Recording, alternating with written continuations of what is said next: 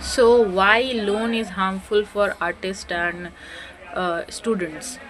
और कोई अगर मतलब मोस्टली मुझे लोन सभी के लिए हार्मफुल ही लगता है, बट बेसिकली मैं इस पे ये एड्रेस करना चाहूँगी कि एज एन आर्टिस्ट और स्पोर्ट्स पर्सन के मतलब कि बिहाफ में देखो, जब भी आप कोई स्पोर्ट्स रिलेटेड चीज़ करते हो, कोई आर्टिस्टिक चीज़ करते हो, तो आपको एक फ्रीडम चाहिए, स्पेस चाहिए, जिसमें आप सिर्फ़ और सिर्फ अपने स्पोर्ट्स के बारे में या आर्ट के बारे में सोचो, उसके बारे में प्लानिंग करो, प्रैक्टिस करो, तो उसमें आपको मतलब कि आराम से आपका हो जाता है सारा कुछ।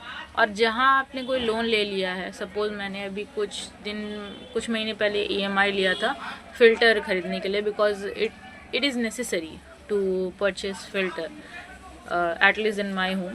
तो मैंने फ़िल्टर ख़रीद लिया। अब मुझे हर महीने इस तारीख को मेरा EMI आएगा, मुझे इस तारीख को भरना है। तो मेरे दिमाग में मोस्ट ऑफ द टाइम पूरा महीना यही चल रहा था कि मुझे इतना इतना पैसा भरना है, इस टाइम में भरना है। अब मेरे को उस पे ही मोस्ट ऑफ द फोकस था। तो मैंने क्या किया, मैंने वो मतलब कि डायरेक्टली अगर पैसा है आपके पास और वही चीज़ खरीदो जो इम्पोर्टेंट है, जो इम्पोर्टेंट नहीं है उसके लिए तो लोन कभी मत लेना। सबसे पहला एडवाइस यही है।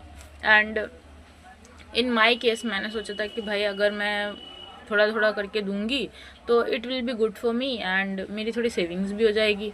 बट फिर आई डोंट फील लाइक कि ये वर्थ इट हो रहा है। तो मैंने क्या किया, थोड़े थोड़े पैसे जमा किए सैलरी से एंड देन मैंने पूरा फुल एंड फाइनल सेटलमेंट कर दिया इसी वीक में। क्योंकि मुझे हर वीक टेंशन हो रहा था, I am not able to focus on my work, I am not able to focus on my sports and जो आर्ट वीडियोज़ बनाते हैं, हम स्केचिंग करते हैं, उस पर हम फोकस नहीं कर पा रहे, पढ़ाई नहीं कर पा रहे।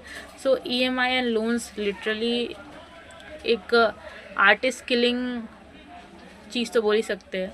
एक ऐसा चीज़ है जो आर्टिस्ट को और आपके ब्रेन को मार देता है एंड इससे सोचने समझने का जो वैल्यू होता है वो बहुत ही ज़्यादा गिर जाता है लिटरली।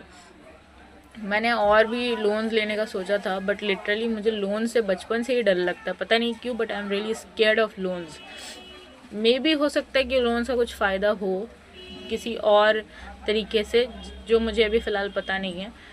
फ़िलहाल तो मुझे नुकसान ही दिखता है लोन और EMI पे। सो आप अपना कमेंट शेयर कर सकते हैं कि आपका क्या पॉइंट ऑफ व्यू। मेरे accordingly loans and EMIs are really dangerous for any kind of a people, क्योंकि हर महीने कुछ ना कुछ, ज़रूरी नहीं है हर महीने आपका सिचुएशन फाइनेंशियल सेम ही हो, हर कोई बिलियनर मिलियनर नहीं होता।